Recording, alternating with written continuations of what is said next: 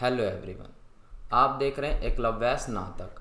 और इस वाली वीडियो हम बात करने वाले हैं BHIC 134 यूनिट नंबर 7 की हम बात करेंगे। औपनिवेशिक अर्थव्यवस्था में व्यापार और उद्योग के बारे में हम चर्चा करने वाले हैं। यहाँ पर आप देखिए, आपके 6 यूनिट जो हो चुके हैं, 7वीं इस वाली वीडियो में कंप्लीट हो जाएगी।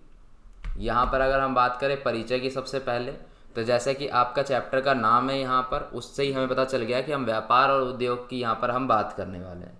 ठीक है, तो ये सारी चीज़ें जो हम यहाँ पर देखने वाले हैं। पहले परिचय समझ लेते हैं कि क्या बात है इसमें बताई हुई। अगर हम बात करें तो भारत में सबसे पहले ईस्ट इंडिया कंपनी ने राज किया और उसके बाद जो है सीधे ब्रिटिश सरकार ने राज किया। ठीक है, यानी आए तो थे वो व्यापार करने, लेकिन वो अपनी जो यहाँ पर सत्ता भी उन्होंने क्या कर ली, स्थापित कर ली। ठीक है, जिसकी वजह से क्या हुआ था, स्वतंत्र भारत का कोई अस्तित्व नहीं रह गया था। ठीक है, यानी कि भारत स्वतंत्र रहा ही नहीं फिर। ठीक है, क्योंकि उसमें क्या है कि उसके बाद वो ब्रिटेन का उपनिवेश बन गया। ठीक है, हम क्या है, हम गुलाम बन गए। तो इस समय क्या है कि स्वतंत्र तो रहा ही नहीं, स्वतंत्र का अस्तित्व खत्म हो गया। अगर हम बात करें यहाँ पर, तो भारत का जो अंग्रेजों ने क्या किया, कई प्रकार से शोषण किया। उन्होंने कई प्रकार की ऐसी नीतियाँ बनाई, ठीक है, जिससे हमारा शोषण हो सके। तो इससे क्या है, भारत का शोषण उन्होंने किया, प्लस में नीतियाँ भी ऐसे बनाई कि उसकी और जो है शोषण हो सके। ठीक है, ब्रिटिश सरकार का मुख्य उद्देश्य हम पहले भी चर्चा कर चुके हैं। ब्रिटिश सरकार का जो मुख्य उद्देश्य रहा है वो रहा है भारत से प्राप्त संसाधन। भारत में जितने भी संसाधन थे, पहले बहुत संसाधन थे, तो भारत से जितने भी संसाधन हैं उसका इस्तेमाल करें और अपनी आर्थिक हितों को वो बढ़ावा दे सके। ठीक है, जो मुख्य लक्ष्य था इनका, जो मेन गोल था, वो यही था। ठीक है, आगे यहाँ पर अगर हम बात करें तो यहाँ पर आता है ईस्ट इंडिया कंपनी का ढांचा। ठीक है, यानी ईस्ट इंडिया कंपनी के बारे में हम यहाँ पर समझ लेते हैं कि क्या बात कही गई है। यहाँ पर दोस्तों देखिए, सामान्य किसी व्यवसाय में अगर हम किसी प्रकार का व्यापार करते हैं, बिजनेस है, तो उसमें क्या है कि एक स्वामी होता है। ठीक है, उसका एक मालिक होगा, या तो स्वामियों की भागीदारी होगी, उसमें कुछ जो स्वामी होंगे उसकी भागीदारी होगी। इसका क्या मतलब है, इसका मतलब है या तो उसमें एक मेन बंदा होगा या तो कुछ बंदों का समूह होगा जो कि उस कंपनी के मालिक होंगे। लेकिन संयुक्त स्टॉक कंपनियों की प्रकृति इस प्रकार की कंपनियों से थोड़ी अलग होती है। ठीक है, एक दूसरी तरीके की भी कंपनी आती है जिसमें क्या है कि उसमें क्या होता है कि बहुत सारे लोगों का उसके अंदर जो है हिस्सा होता है, थोड़ा थोड़ा। ठीक है, तो ये मैं भी आपको बताऊंगा थोड़ी देर में क्या बातें हो रही यहाँ पर। यहाँ पर देखिए, यूरोप की ईस्ट इंडिया कंपनी विश्व की शुरुआती स्टॉक कंपनियों में से एक थी। ठीक है, तो ये उस समय की जो शुरुआती स्टॉक कंपनियां थी ना, उसमें से एक थी। स्टॉक कंपनियां क्या होती है, पहले आप यहाँ पर थोड़ा सा समझ लीजिए। देखिए, एक कंपनी तो वो जिसके या तो एक बंदा मालिक हो या तो कुछ बंदों का समूह मालिक हो। और दूसरा क्या होता है, उसमें क्या होता है जो और जो नॉर्मल जनता, जैसे कि कोई अमीर आदमी है, ठीक है, उस समय की मैं बात कर रहा हूँ, जैसे ज़मींदार या और भी लोग अमीर होते थे, तो वो अपना जो थोड़ा थोड़ा जो हिस्सा है, ठीक है, वो उसमें अपना इन्वेस्ट करते थे पैसा, जिससे इनको लगता था कि जो प्रॉफिट होगा उससे इनको भी पैसे मिलेंगे। फॉर एग्ज़ाम्पल, मैं आपको पहले की एक बताता हूँ थोड़ी सी बात। पहले के समय में क्या होता था, बहुत पहले की बात है, जब जहाज़ों को देशों को ढूंढने के लिए भेजा जाता था। ठीक है, देशों को ढूंढने के लिए, खजाना ढूंढने के लिए, आप समझिए, खजाना ढूंढने के लिए। ठीक है, तो बहुत सारे जो जहाज़ थे वो क्या है, वो बंदरगाह से निकलते थे और उसके बाद क्या होता था कि वो अलग अलग जगह जाते थे खजाना ढूंढने। लेकिन क्या होता था, रास्ते में कुछ जो जहाज़ है वो तो खजाना लेके आते थे, ठीक है, और कुछ जो जहाज़ है उसके सारे बंदे मर जाते थे। ठीक है, तो यहाँ पर क्या होता था, लोग क्या करते थे, इन जहाज़ों में पैसा लगाते थे। ठीक है, जहाज़ों के लोगों को तैयार करना, प्लस में जहाज़ को तैयार करना, और अगर खजाना आता था तो जिन्होंने पैसे लगाए उनको दे दिए जाते थे। ठीक है, अब किसी एक जहाज़ में पैसा लगाना क्या होता था, रिस्की होता था। पूरे पैसे एक ही जहाज़ में लगा दिए और क्या पता हो जहाज़ जो है खजाना नहीं ढूंढ के लाई, तो वहाँ पर क्या हो जाएगा, वो जो सीन है वो ख़त्म हो जाएगा। ठीक है, पैसे डूब गए। इसलिए लोग क्या करने लगे, अपना डाइवर्सिफाई करने लग गए, थोड़े पैसे इस जहाज़ में, थोड़े इसमें। तो इसमें क्या है, लोगों का अगर 10 में से एक जहाज़ भी खजाना लेके आई तो उनके पैसे बहुत ज़्यादा ग्रोथ हो जाती थी। ठीक है, तो ऐसे ही उस समय क्या है, थोड़ा थोड़ा जो है कंपनियों में भी होता था। जैसे आज का आप समझ लो, आज का शेयर मार्केट। ठीक है, शेयर मार्केट में भी ऐसा ही होता है। शेयर मार्केट में क्या होता है कि कोई कंपनी है, मान के चलो, ठीक है, उस कंपनी का क्या है, पहले वो कंपनी बनी, ठीक है, उसने अपना प्रॉफिट कमाना चालू किया या प्री रेवेन्यू स्टेज में है वो, और उसने क्या किया, अपना आईपीओ लॉन्च किया शेयर मार्केट में। ठीक है, तो आईपीओ लॉन्च करेगी, आईपीओ का मतलब होता है इनिशियल पब्लिक ऑफरिंग, तो वो करेगी आईपीओ लॉन्च, और उसके बाद क्या है, जो इन्वेस्टर्स होते हैं वो आईपीओ को क्या करेंगे, परचेज करेंगे, उनको अलॉट होगा, और उसके बाद क्या है वो स्टॉक मार्केट में लिस्ट हो जाएगा उसका शेयर, ठीक है। वो जो कंपनी थी पहले प्राइवेट से पब्लिक हो जाएगी, ठीक है। तो ऐसा ही सीन क्या है, ये अभी के समय होता था, उस समय जो सीन था वो थोड़ा अलग था।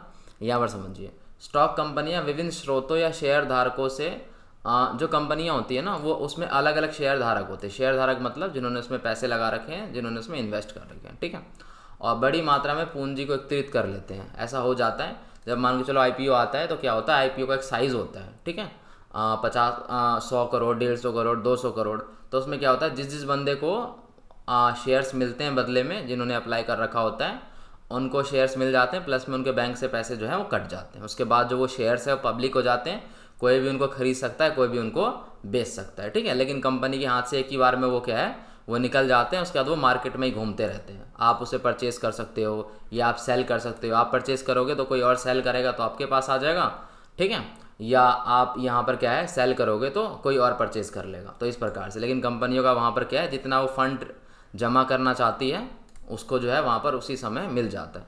तो ऐसा सीन होता है आजकल के शेयर मार्केट में, ठीक है। और ठीक उस समय का तो मैंने आपको बता दिया बोट वाले एग्जाम्पल से।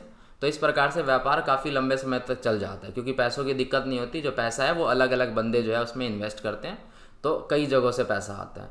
तो उस वैसी जो है कंपनी आप समझ सकते हो। यहाँ पर देखिए, अगर हम यहाँ पर बात करें ईस्ट इंडिया कंपनी का एकाधिकार, तो यहाँ पर देखिए दोस्तों, ईस्ट इंडिया कंपनी जो थी वो एकाधिकार मतलब कि उसका जो था क्या हो चुका था, मोनोपोली वाली कंपनी बन गई थी वो। यहाँ पर आप जो है उसे एकाधिकार को मोनोपोली समझिए, और मोनोपोली क्या होता है वो मैं आपको समझाता हूँ। देखो, मोनोपोली का मतलब होता है, एकाधिकार का मतलब होता है कि उस बिज़नेस पर उसका पूरा अधिकार हो चुका है। फॉर एग्जांपल मान के चलिए कि जो ट्रेन है, ठीक है, तो ट्रेन में अगर आपको बैठना है, जैसे कि मान के चलिए इंडिया में कोई सोचता है कि मुझे ट्रेन में टिकट खरीदनी है, ट्रेन में अगर उसे टिकट खरीदनी है, ट्रेन में उसे सफ़र करना है, तो हमारे साथ सिर्फ और सिर्फ एक ही ऑप्शन है, और वो है इंडियन रेलवे, ठीक है। इंडियन रेलवे, भारतीय रेल के अंदर में हम क्या करते हैं, अपनी टिकट बुक करते हैं, और कोई ऑप्शन नहीं है। तो इसका मतलब क्या है, इंडियन रेलवे IRCTC का क्या है, यहाँ पर मोनोपोली है, ठीक है। अगर आप चाहते हो कि रेल में यहाँ से कहीं जाना हो, ट्रेन में जाना हो, तो आपके पास एक ही ऑप्शन है, इंडियन रेलवे।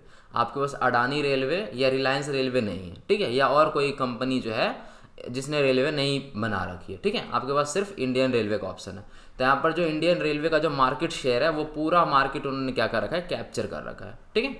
तो ऐसा ही होता है कि एकाधिकार करने का मतलब क्या है, वो एक पर्टिकुलर कंपनी क्या है, उस जो भी उस कंपनी की फील्ड है उसमें क्या है, उसने पूरा मार्केट शेयर को कैप्चर कर रखा है, ठीक है। तो ऐसा होता है। तो ऐसी जो ईस्ट इंडिया कंपनी है ना, वो क्या है, वो एकाधिकार करना चाहती थी, और एक टाइम पे क्या है उसका एकाधिकार भी हो गया, क्योंकि उसके जो कंपटीशन था उन्होंने अपना कंपटीशन ख़त्म कर लिया। और उसके अलावा पता है इनका व्यापार क्या था, भारत से जो सामान मसाले वसाले व्यापार करते थे उसमें इनका जो है एकाधिकार हो गया था। तो यही सीन हुआ था, यहाँ पर समझते हैं। एकाधिकार से तात्पर्य है व्यापार पर पूरा नियंत्रण, ठीक है। एकाधिकार का क्या मतलब होता है, पूरा नियंत्रण कर लेना मार्केट शेयर में, मतलब मार्केट में पूरा मार्केट शेयर आपका हो जाना, ठीक है, या थोड़ा किसी और का भी हुआ तो उससे कोई फ़र्क नहीं पड़ता, 80-90% 70% भी हो जाता है, तो एक तरह से पूरा वो जो है वो पूरा वो एक तरह से शेयर हो जाता है, ठीक है। मतलब कि पूरा मार्केट कैप्चर कर लिया उन्होंने, तो उनका क्या हो जाता है, वो मोनोपोली हो जाती है, एकाधिकार हो जाता है, ठीक है। तो ऐसा ही जो है यहाँ पर जो सीन इनके साथ हुआ। यहाँ पर देखिए, ईस्ट इंडिया कंपनी को इंग्लैंड की सरकार के द्वारा, मतलब कि ईस्ट इंडिया कंपनी को क्या हुआ था, इंग्लैंड की सरकार के द्वारा एकाधिकार प्रदान किया गया, ठीक है। इससे क्या हुआ, भारत तथा हिंद महासागर के जो अन्य देश थे, इससे आगे भी पूरब की और चीन के साथ ये सब होने वाला जो व्यापार है, इसमें कंपनी का पूरा नियंत्रण हो चुका था। पूरी इन्होंने पकड़ जो है इन्होंने स्थापित कर ली थी, जिससे निवेशकर्ताओं को लाभ को सुनिश्चित किया गया, ठीक है। अब इससे क्या होता है, इससे जो निवेशकर्ता होते हैं ना उनको बहुत ज़्यादा फ़ायदा होता है, ठीक है, क्योंकि जिस कंपनी में उन्होंने पैसे लगाए होते हैं वो कंपनी प्रॉफिट कमाएगी कमाएगी। फॉर एग्जांपल मैं आपको बताता हूँ, जैसे कि IRCTC का किसी ने शेयर लिया, ठीक है, इंडियन रेलवे में आपने क्या किया, इन्वेस्ट किया, तो क्या होता है कि वो एक अच्छा शेयर समझ लो आप उसे, है ना, एक अच्छी इन्वेस्टमेंट समझ लो, क्योंकि उसके कंपटीशन में कोई नहीं है, तो पैसा वही कमाएगी और प्रॉफिट उसी का होगा। तो यहाँ पर क्या है कि निवेशकर्ताओं को क्या है, लाभ ज़्यादा मिलता है इन सभी नीतियों से। जिसने भी उसमें पैसे लगा रखे हैं उसको ज़्यादा जो है प्रॉफिट मिलेगा, ठीक है। तो ये सारी चीज़ें होती है। आजकल का जो शेयर मार्केट है उससे मतलब कि अलग है वो, ठीक है। आजकल बहुत सारे जो सीन होते हैं, बहुत सारी चीज़ें देखनी होती है, फंडामेंटल एनालिसिस करना होता है, ठीक है, टेक्निकल भी देखनी होता है, बहुत सारी चीज़ें होती हैं। उस समय की जो चीज़ें थी वो मैंने आपको बता दी उस जहाज़ वाले एग्जाम्पल से, ठीक है। तो वैसा ही जो है कुछ सीन होता था।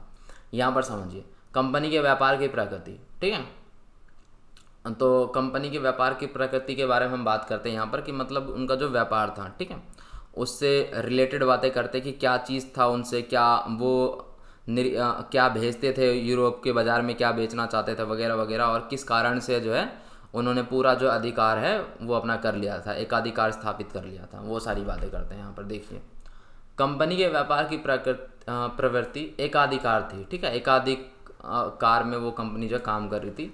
एकाधिकार व्यापार वह होता है जिसमें केवल एक कंपनी या फर्म का संपूर्ण बाजार पर अधिकार होता है। मैंने आपको बताया ना, पूरा जो मार्केट शेयर होता है, पूरा मार्केट शेयर उसका होता है, या लगभग इतना मार्केट शेयर उसका होता है कि आप समझ लीजिए कि उसका एकाधिकार है, ठीक है।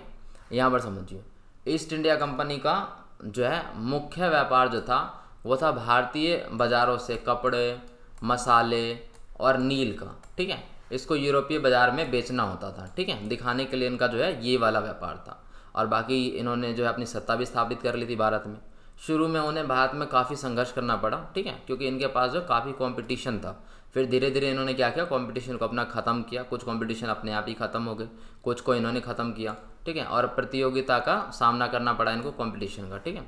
बाद में क्या, अभी देखिए जैसे कि भारतीय रेल की बात कर लेते हैं। भारतीय रेल में किसी प्रकार का कोई कंपटीशन नहीं है। आपको जाना है तो भारतीय रेल में जाना पड़ेगा, ट्रेन से जाना है तो, ठीक है। तो इसमें क्या है कि भारतीय रेल आप देख रहे हो कि उसमें जो टॉयलेट होते हैं, उनकी साफ़ सफाई, इन सब पे बहुत ज़्यादा ध्यान नहीं दिया जाता, ठीक है। क्यों? क्योंकि उनको पता है कि जाना है तो भारतीय रेल में ही जाना होगा। और अगर और कंपटीशन होता है तो इससे क्या होता है, इससे जो कस्टमर होते हैं जैसे आप हम लोग, इनको सबसे ज़्यादा फ़ायदा होता है। मान के चलिए इसका कोई कंपटीशन आ जाए तो क्या है कि अपने टॉयलेट बाथरूम को वो बहुत अच्छा रखेंगे, चमका के रखेंगे, ठीक है, कि कस्टमर अट्रैक्ट हो, या कुछ सुविधाएं देंगे। लेकिन अगर मोनोपोली हो जाती है तो क्या होता है वहाँ पर कि कस्टमर का थोड़ा कम फ़ायदा होता है, और जो कंपनी होती है उनके बल्ले बल्ले होते हैं। कंपनियों को जो है ज़्यादा जो कुछ वो नहीं करना पड़ता, क्योंकि कस्टमर को वहीं पर आना है, ठीक है। जैसे फॉर एग्ज़ाम्पल आप मान के चलिए कि पहले टेलीकॉम इंडस्ट्री में क्या था, टेलीकॉम इंडस्ट्री में बहुत सारी कंपनियां थी जो कि आपको क्या करती थी, सिम, डाटा, ये सब प्रोवाइड करा करती थी, है ना। तो अब जो है मेनली 2-3 कंपनी ही रह गई है जो ये सारी चीज़ें करती है। तो यहाँ पर क्या है कि यहाँ पर कस्टमर को थोड़ा समझ रहे हो ना आप, मतलब कस्टमर को कंपटीशन नहीं होगा, तो वहाँ पर क्या है कि चार्जेस बढ़ भी सकते हैं, ठीक है। और अगर मान के चलो जैसे फ़ोन है, फ़ोन की इंडस्ट्री में देखिए कितना ज़्यादा कंपटीशन है। तो पहले क्या है कि पहले चाइनीज़ ब्रांड इतने सारे नहीं थे, कुछ ही कंपनियों के फ़ोन आते थे, तो फ़ोन बहुत महंगे थे। अब क्या इतनी सारी कंपनी है, इतना सारा कंपटीशन होता है, तो हमें अफोर्डेबल रेट में कितने सारे फीचर्स मिल जाते हैं कम प्राइस में। तो कंपटीशन का होता है ये फ़ायदा, ठीक है। बाद में 18वीं शताब्दी के दौरान क्या हुआ, ब्रिटिश ईस्ट इंडिया कंपनी के मुनाफे में लगातार बढ़ोतरी होती गई, ठीक है। यहाँ पर देखिए इनका क्या था, पहले प्रतियोगिता ज़्यादा थी, फिर प्रतियोगिता ख़त्म हुई तो इनका जो मुनाफा है वो बढ़ता गया, क्योंकि इनके में वो नहीं है, कंपटीशन नहीं है, तो इनका जो प्रॉफिट है वो बढ़ता ही जाएगा, ठीक है। तो ये सारा जो है ये सीन हुआ। यहाँ पर देखिए इन कारणों की वजह से क्या है, ये जो है मोनोपोली बन पाए, ठीक है, यानी इनका एकाधिकार जो स्थापित होता मतलब हो पाया। क्या कारण है देखिए, मुग़ल साम्राज्य के पतन के बाद रियासतों में राजा कमज़ोर पड़ गए। अब मुग़ल साम्राज्य का पतन हुआ, एक इनके लिए ये एक अच्छी बात हुई, प्लस में क्या है कि राजा कमज़ोर पड़ गए, तो जो व्यापार है, व्यापार के लिए विदेशी कंपनियों पर निर्भर रहना पड़ा उन्हें।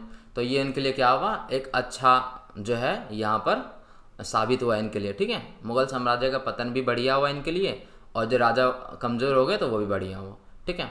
अंग्रेजी ईस्ट इंडिया कंपनी ने दूसरी यूरोपीय ईस्ट इंडिया कंपनी की शक्ति को काफ़ी कमज़ोर कर दिया। जो दूसरी कंपनियां थी उनकी शक्ति को कमज़ोर कर दिया।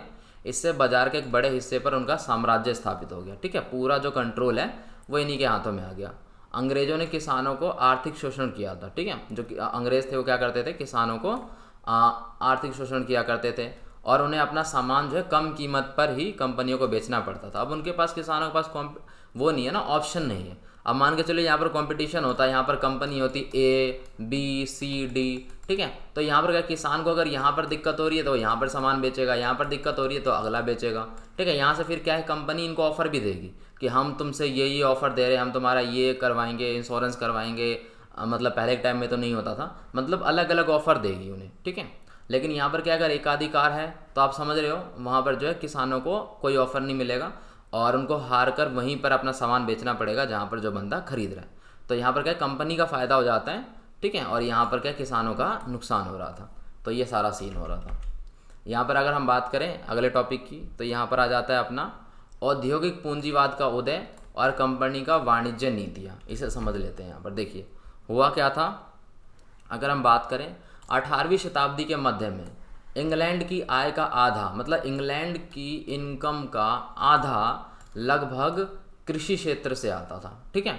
यानी यहाँ पर कहाँ से आ रहा है, यहाँ पर आ रहा है कृषि क्षेत्र से 50%। लेकिन अगले 100 सालों में क्या हो गया, घटकर 3% रह गया, यानी कि यहाँ पर आ गया डाउनफॉल, ठीक है। यहाँ पर इनका जो है क्या गिर गया, वो इनका जो है यहाँ पर जो इनकम है वो गिर गई, ठीक है। प्रॉफिट जो इनका यहाँ पर कम हो गया पूरा। और उसके बाद यहाँ पर देखते हैं 18वीं शताब्दी में विदेशी व्यापार से, यानी विदेशी व्यापार से जो आय है वो मात्र 14% आ रही थी, लेकिन अगले 8 दशकों में ये बढ़कर 36% आ गई। तो यहाँ पर क्या हो गया, यहाँ पर हो गया ग्रोथ हो गई यहाँ पर, ठीक है। तो यहाँ पर आप समझ सकते हैं यहाँ पर औद्योगिकरण आ गया, क्योंकि यहाँ पर व्यापार से ज़्यादा पैसे आ रहे हैं, ठीक है। औद्योगिकरण क्या होता है, औद्योगिकरण होता है कि जिस समय उद्योग धंधे इन सब का बोलबाला होता है, ठीक है, ज़्यादा चलती है, वो सारी चीज़ें ट्रेंड में आ जाती है। तो इंग्लैंड को कच्चे माल प्राप्त करना तथा अपना तैयार माल के लिए विदेशी बाज़ारों की आवश्यकता होती थी, ठीक है, ये तो होगी।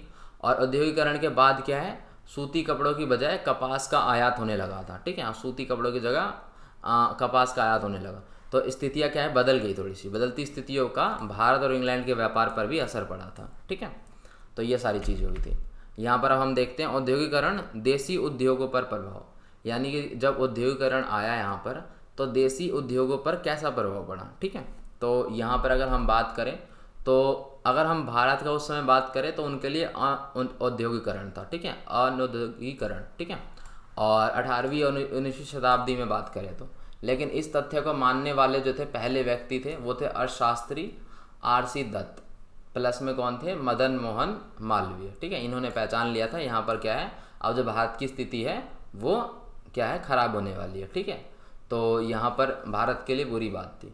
1813 से पहले ईस्ट इंडिया कंपनी ने अपने एकाधिकार व्यापार के जरिए क्या किया था, भारतीय औद्योगिक क्षेत्र का जमकर शोषण किया था, ठीक है। तो इनका जो एकाधिकार हो गया था, इसकी वजह से क्या हुआ था, भारत के लोगों को बहुत दिक्कत हो गई थी। तो भारत के लोगों का यहाँ पर जमकर शोषण किया गया, किसानों से कम कीमत पर वस्तु को खरीदा गया, ठीक है, और बिल्कुल कम कीमत पर, और बाहर क्या है, मुंह मांगी कीमत पर बेचा गया। तो इससे क्या, उनको तो प्रॉफिट हो रहा था, लेकिन भारत का जो उद्योग था उसका तो विनाश हो रहा था, ठीक है। तो भारतीय वस्तुएं मनमाने तरीके से, मतलब कि जैसे तैसे मनमाने तरीके से कम मूल्य पर सामान खरीदती थी, प्लस में यूरोपीय बाज़ार में मुंह मांगे कीमत पर, यहाँ पर अधिक दामों पर बेच देती थी। तो इससे क्या होता था, अंग्रेज़ों की इस नीति ने भारतीय उद्योग का विनाश कर दिया और तेज़ी से जो है वो विनाश की तरफ चले गए भारत की जो यहाँ पर जो है अर्थव्यवस्था, ठीक है। तो भारत का जो उद्योग है उसका विनाश हो गया और तेज़ हो गया विनाश की जो रफ्तार है वो, और यहाँ पर जो प्रॉफिट है वो गया वो किन लोगों का हो गया, वो अंग्रेज़ों का यहाँ पर हो गया। तो यही सारी चीज़ें थी, ठीक है दोस्तों। तो इस चैप्टर में अपन लोग ने सभी क्या है, किसकी बात की, उद्योग धंधे और व्यापार, इन सब की जो बात है वही है, ठीक है। तो यहाँ पर आपका जो यूनिट है यहाँ पर ख़त्म हो चुका है। टेलीग्राम में आप ज्वाइन हो सकते हो, प्लस में कुछ पूछना हो तो आप मुझे इंस्टाग्राम पे पूछ सकते हो, ठीक है। वीडियो आपकी यहाँ पर ख़त्म हो चुकी है। वीडियो अगर आपको पसंद आ गई है तो आप लाइक कर सकते हो, कमेंट कर सकते हो, शेयर कर सकते हो, साथ ही चैनल को सब्सक्राइब कर लें और बेल नोटिफिकेशन आइकन को प्रेस कर लें, जिससे नई वीडियो की नोटिफिकेशन आप तक पहुँचती रहेगी जब भी हम वीडियो अपलोड करेंगे तभी, ठीक है दोस्तों। तो धन्यवाद, मिलते हैं नेक्स्ट वीडियो में।